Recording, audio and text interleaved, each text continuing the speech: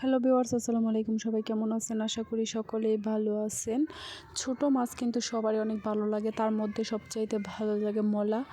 তো এই মলা মাছ সবাই এক একভাবে রান্না করে থাকেন।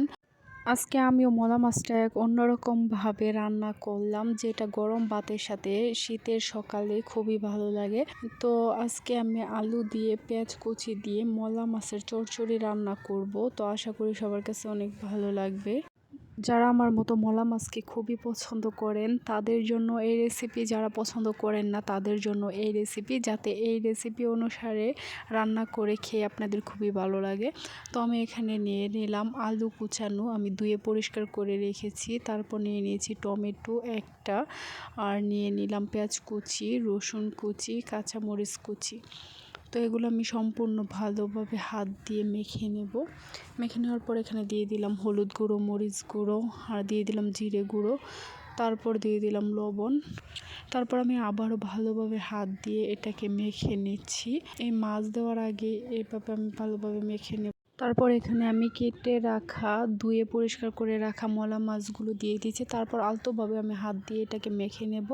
তারপর আমি এটাকে একটি কড়াইয়ের মধ্যে তেল গরম করে তার মধ্যে আমি দিয়ে দেব, ভালোভাবে ছড়িয়ে দেব, যাতে করে এটা তেলের মধ্যেই একদম সিদ্ধ হয়ে যায় আর ভাজা ভাজাটা হয়ে যায়। সেভাবে আমি ছড়িয়ে দিচ্ছি। ছড়িয়ে দেওয়ার পর কিন্তু আমি এটা কিছুক্ষণ ঢাকনা দিয়ে ঢেকে রেখে দিব, যাতে করে এটা ভালোভাবে সিদ্ধ হয়ে যায়। দেখেন আমি এখন ঢাকনা দিয়ে ঢেকে কিছুক্ষণ রেখে দিচ্ছি। কিছুক্ষণ পর আমি ঢাকনা খুলে আবারও এই তরকারিটাকে ভালোভাবে নেড়ে চেড়ে দেব।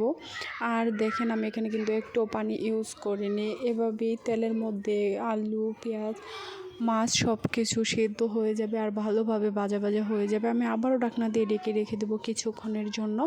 তারপর আমি এটাকে ঢাকনা খুলে ভালোভাবে আবার নেড়ে চেড়ে নেব। এখন কিন্তু আর আমি ঢাকনা দিয়ে ঢেকে রাখবো না, এটাকে আমি ভালোভাবে এখন ভেজে নেব, যাতে করে পুড়ে না যায়।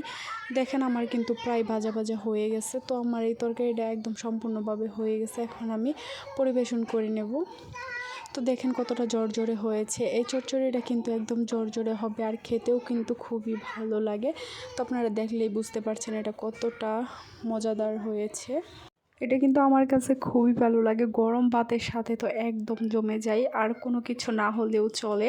তো আশা করি সবার কাছে এই ভিডিওটা খুবই ভালো লেগেছে। তো যদি ভালো লেগে থাকে তাহলে প্লিজ আমার চ্যানেলটি সাবস্ক্রাইব করবেন, ছোট্ট বন্ধু হিসেবে পাশে থাকবেন।